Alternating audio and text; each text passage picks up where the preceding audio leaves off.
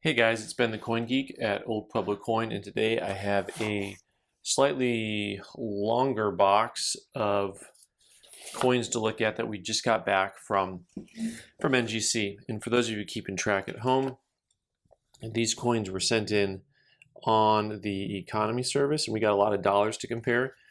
I do not normally send coins in economy, and you're going to see a lot of coins in here that I was kind of questionable whether or not we should send them in. But like I've told you before, there's a lot of things that I do on this show for the viewership, and so we've made some decisions to send, some economy dollars in and kind of see how they called them, how they graded them. First up is this 80S, which normally I won't get certified because it's very scuffy. It's got all those little scuff marks in the field, but it's because the fields are proof-like. You're going to see all the scuff marks. They're going to pop up. Interestingly enough, as I'm looking at the coin now, clearly proof-like, but really, that just has a cameo look to it, doesn't it?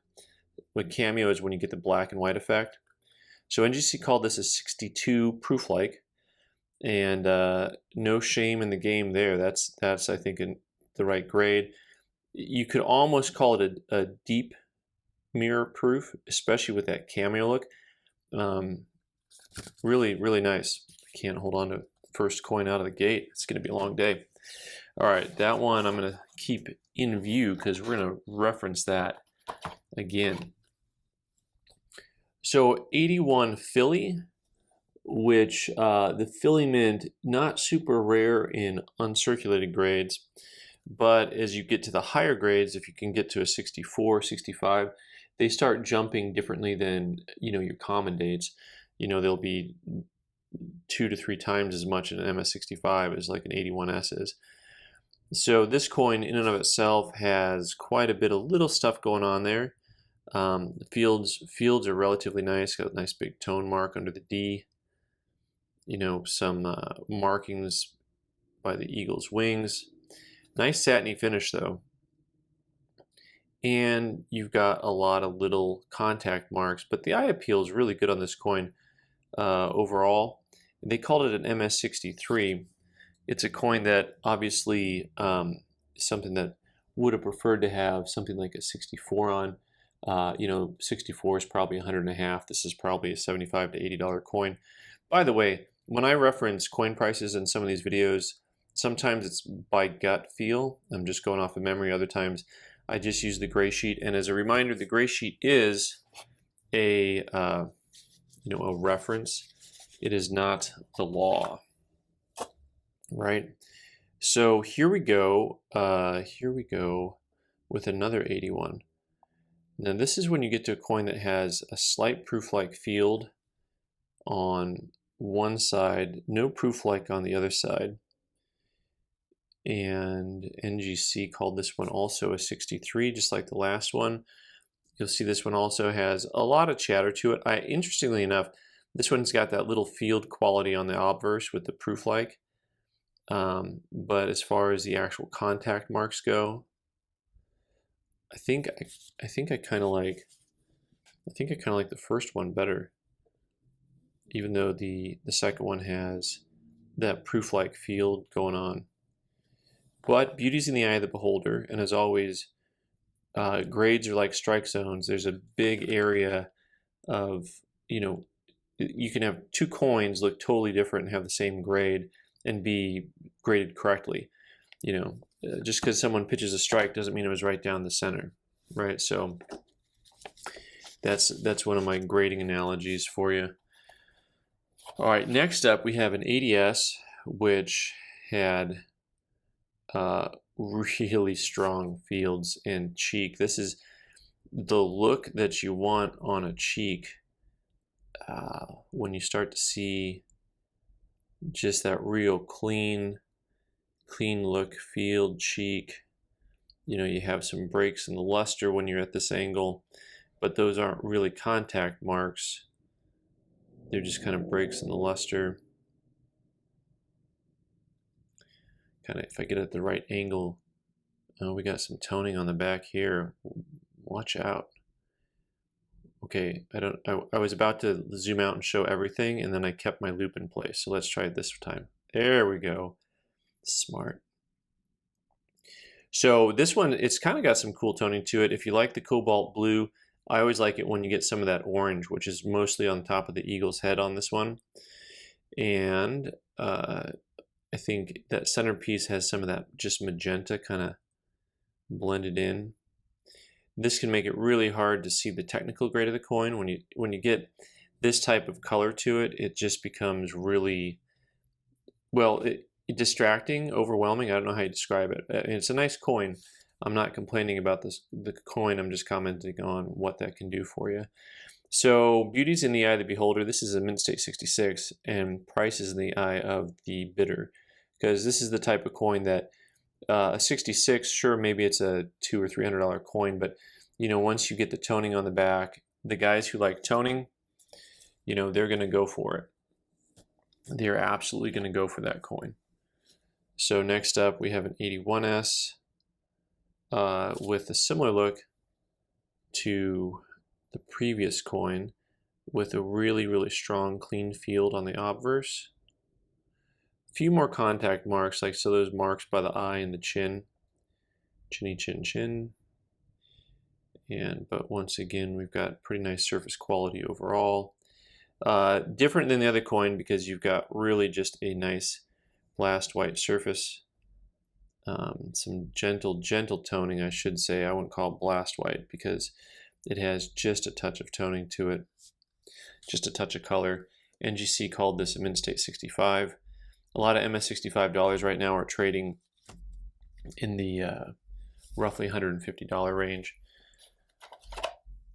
So next up, 1900O, which really, if you want, always look at your O's on your 1900. Try to find that CC, make it happen. And I don't CC them, they're not there. This coin overall had a little bit more contact mark action on it than the previous two we looked at. You see a lot of little contact marks on the cheek and then in the field. You know, they almost never look good close up, but you pan back out and you think that's a pretty nice coin overall. I'd like it to be a 64, so it's a 63. I think that I think I've seen lots of 64s that look similar to that. So that one's a little bit of what you'd call a swing and a miss. All right, this is where things get dicey, my friends. Dicey. All right, so this definitely has some contact marks up close on the face, you know, and this is where you shouldn't fall in love with a pretty face, right? Because overall, the way the coin is toned and lustrous, the fields are super strong. Those marks on the face almost just kind of, I don't want to say blend in, but you know, kind of almost accentuate the high points on that. But NGC didn't think that. They were like, no, those are just contact marks and you need to get over it. Because on this coin, which I thought could come back a 64, you know, it came back a nice 63. So they're calling it just an average coin. I think it's above average. I still call it a 4. It's not as lustrous as some 82Ss. 82Ss come just like blazing, a blaze of glory. But you want to compare it next to this 82S, which is blazing. So the laser sharp luster that you get rolling around that point behind the eye. You know, there's certain things with the wheel mark, not wheel mark, technically wheel mark's a problem, but the luster, when it flows, there's certain pivot points that the luster has that I like to look at. So this is more of a prototypical 82S reverse where it's just bazingas. It's really bright, sharp, lustrous, flashy. I got some contact marks up there above and below the E and S, a little bit to the right here of the bird, between the wings and the wreath. But overall, very, very nice coin, and NGC liked it quite a bit, calling it a 65. And I think that it's a pretty good coin. I think that one of the things that you'll notice is this area to the right. That would be to the right of the E and the P, to the left of the face. That is a little bit darker, but it's a tone spot. It's not. It is not lines, scratch marks, or contact marks. It's a toning spot. So it is there, and it is noticeable. And I've got one more 82S to throw down with you here and take a closer dive at, and you can tell me which one you like better. Now this one has a few contact marks back here by the M, but once again, similar to the last one, you've got this just strong, bold looking face to it. A little bit of a contact mark there on the in front of the hairline, but pretty similar coins overall on the obverse. The reverse, you know, there are two coins that are going to look pretty similar. I'm going to go ahead and take a closer look at this 82S. And this is where you start talking about when you're collecting coins, you know, what grade you want, what coin you want, and what holder, you know, for the price, because this one's a 6 and this one's a 5. And for the money, which one would you rather have, you know, when one's about 150 and one's about 300, right? I mean, they double in price from one grade to the next, and if you looked at them next to each other, the 66 doesn't have that distracting kind of tone to the field to it. But I'll be honest with you, the 5, I mean, I really love the face, the cheek. I almost think is even more clean than on the 5 than the 6. So a lot of these are just common date dollars that you're going to see. So you're going to see dates that we see a lot of. Woohoo! That is some heavy tone, which I know that some of you are going to like this. Some of you are going to dislike this coin because the toning is a little darker and heavier. It doesn't have as many bright colors to it. It's got a lot of that darkness. It does have some of the cobalt blue to it. Overall, nice luster for an 84.0. They call this a 64. Quality-wise, the face is really great. I mean, did I say 84.0? Whatever, 83.0. I guess it helps if you look at the date. But overall, I actually kind of like this coin. The obverse is a 5. I mean, I really do. It's every bit as nice as that 82S was that we just looked at. Pretty much contact free. You know, you've got a lot of small marks, but you can have a lot of small marks on the 64. All right, so that's the 84 I was thinking of. Right? It's just nice try, buddy. Oh, another coin that has toning on the back. This toning on this one is not as dark, but also doesn't have as vivid of color with the blue. You know, it's more of an overall muted look. You don't have any real fireball to it. Another mint state 64.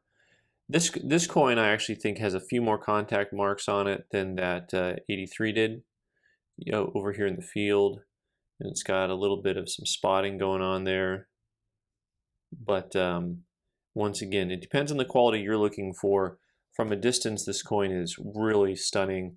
Up close, you start noticing the spots and things like that. But really, really overall, pretty nice coin. But I think 4 is probably the good call on that.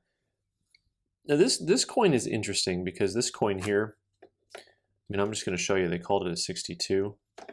And what's interesting about it is from a distance, this looks every bit as nice as those last two 64s we looked at. So let's take a closer look and see if we can figure out, you know, why they're knocking this coin down to a 62.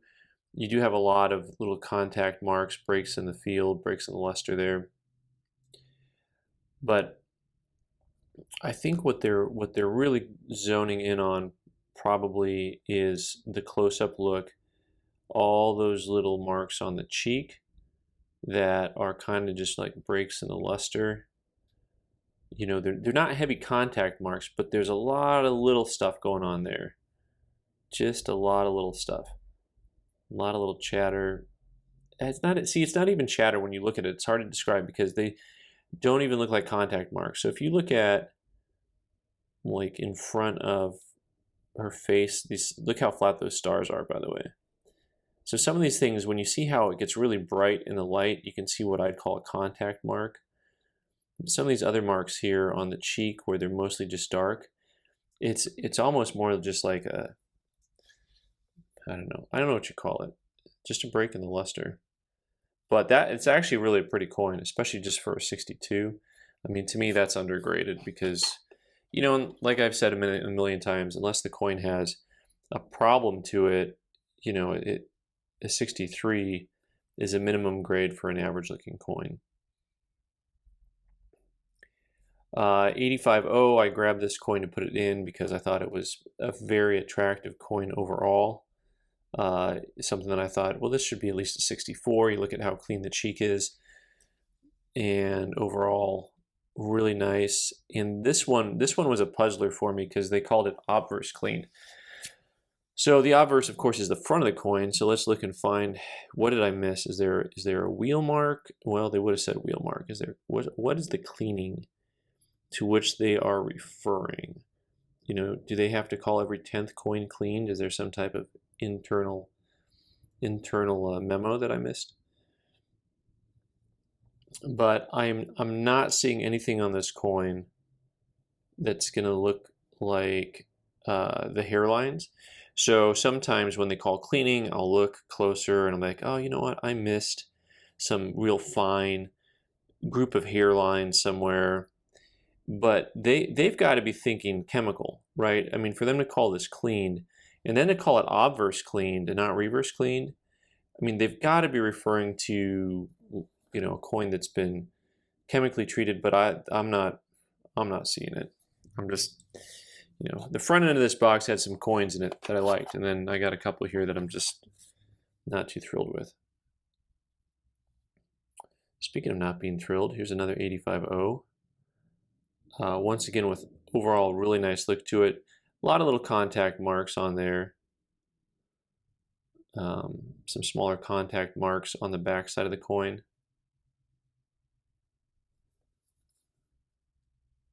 And then on the reverse of the coin, you'll see a lot of little contact marks. You know, honestly, this coin has quite a few contact marks, but it's a pretty nice coin. They called it a 3. Once again, I think if I had it raw, I just would have called it a 4. You know, I mean, once again, you've got an overall nice, strong, I'd almost call it a fresh look. You know, it has just that nice original overall quality to it. And I think that a 3, probably a little bit of a disservice.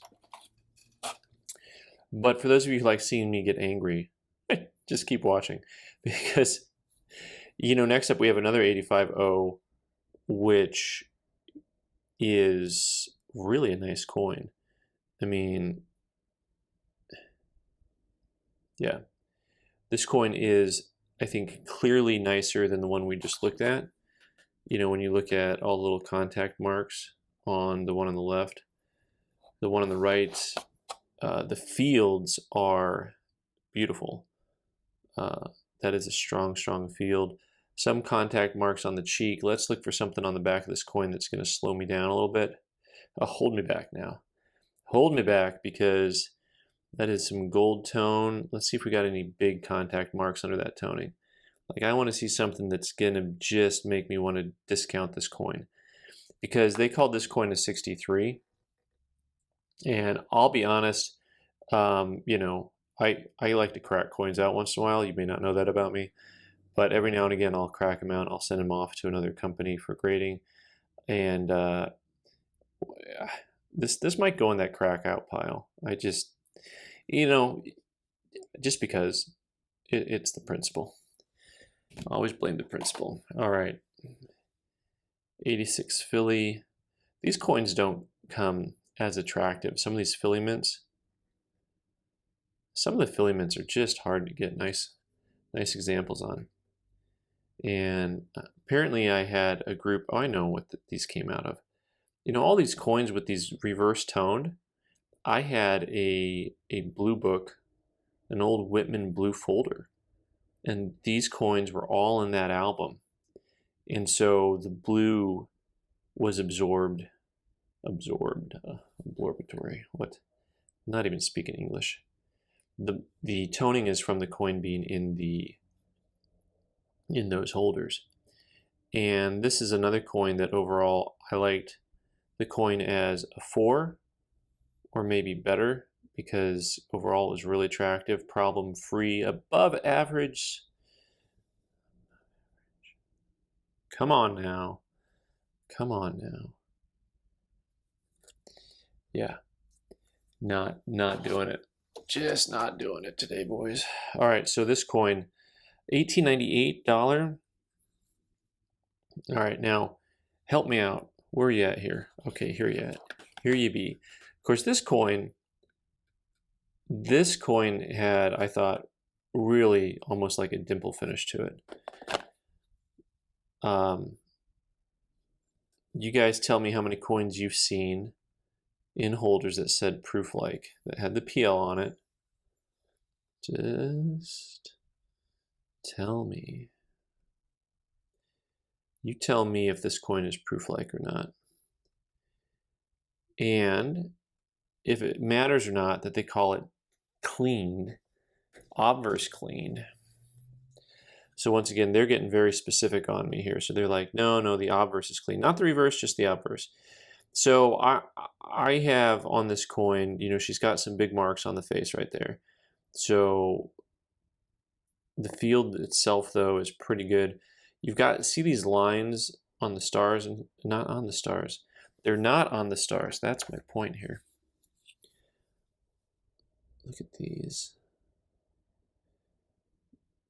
I can't quite get the angle right now because I got to get it really close when I use my 20 power. But those lines they were actually going north and south on the coin don't go over the stars, they go behind the stars. So those are not cleaning marks. Who's got the cleaning marks on this coin? Where are you at? And I don't see them. I don't see anything that I would call cleaning marks. So once again, you know, they've got to be thinking now, we're going to tell you about chemical treatments. You know, so you will see this brown line that's in front of her neck, on her neck, and then up into the cheek. And maybe, just maybe, they're looking at that and saying, hey, you know, we think this coin has been dipped. But even then, I don't think this coin's even been dipped, because you look at, there's just too much original little toning. Look at the rim. If this coin was dipped, that is a nice light tone. I can guarantee you that if I dipped that coin, all that stuff would come right off. That is not all around the edge. If I dipped that coin, that stuff would come off. So I wanted this coin to have a PL on it, and I didn't want it to say cleaned, that's for sure. Not a super rare date, but you know, a PL is worth probably double what an Unc is, you know, so it goes from a $50 coin to a $100 coin for if it's just an average 63 coin. But overall, I think it's nicer than that. This is going to be in my think pile because I don't know exactly what I'm going to do with that coin. You know, I'll find some crackers, maybe some from this group. We're back to the theory here, though, that we want to find a coin that has, you know, a proof-like finish to it. And I like sending in the PL coins just because you guys laugh at me when they don't come back proof-like, and I'm here to entertain. So here's another one with, I think, very, very clearly proof-like fields to it in the 90O, and they called it a 62, which I'm okay with the grade. I mean, still, once again, you know, you could call it a 63, but it has a lot of chatter. and the chatter pops right off the coin right there in front of her face. And of course, the chatter is very obvious. Why? Because you have proof-like fields. When you have proof-like fields, you see chatter. When you have proof-like fields and you send your coin to get graded, you would like them to write it on the holder. So this is the way of the world. This is the way. So I'm going to go ahead and probably just send this to PCGS just because, and then I can be twice as disappointed when they also do not call it proof-like. So this is an 88.0, and the 88.0 is a date that's a little bit tougher to get in higher grades. So I also sent this in because that was from that same group with all the toning on it. I like the toning on this one because most of the coin is still bright and golden, and then you've got just that really rich magenta and blue down at the base, but the rest of the coin is really a nice overall color. And on this coin, you know, I was thinking it would come back as 63 or a 4, preferably a 4. It does have a lot of little chatter there, but once again, when you see these little snail trails on the coin, it's not the same as like having the big contact marks. You know, they're there, they're visible. So this coin they called a 63, and you know, overall, I can't complain too much about it. I think a 64 would have been, you know, definitely a lot more preferable as a coin. A 63 is only about a $60 coin, and the 64 is about a $100 coin. So that would have been nice to get a grade up on. And I've got one more coin to show you, and this is another common date Philly, 1887. Another coin, I think it was from the same album. You see, it's got that toning to it.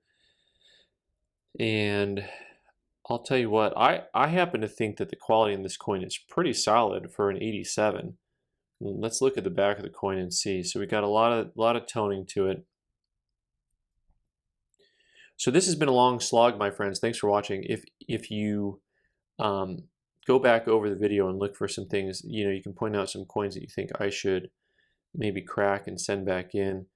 I'm looking at this field here in between the wreath and the eagle's wings to see if those are heavy marks or what those lines are. I'm not exactly sure what those marks are. Maybe those marks are an explanation for the coin getting just a 63 grade when the coin looks pretty spectacular. Pretty good. I mean, it's a nice coin. All right, so I'm going to go back through these coins. I'm probably going to send some in for cracking for future videos. If you haven't yet subscribed, please do. And click the notification bell, because what you can do is, if you're watching and you haven't seen the channel at all, as new videos get posted, you can kind of keep track. And you will see some of our old friends, undoubtedly some of our friends from this collection, that will be going back in for certification, either on a different service or with a different company. I'm Ben the Coin Geek. Thanks so much for watching. You can subscribe by clicking on the button in the corner and watch more videos on the right side of the screen.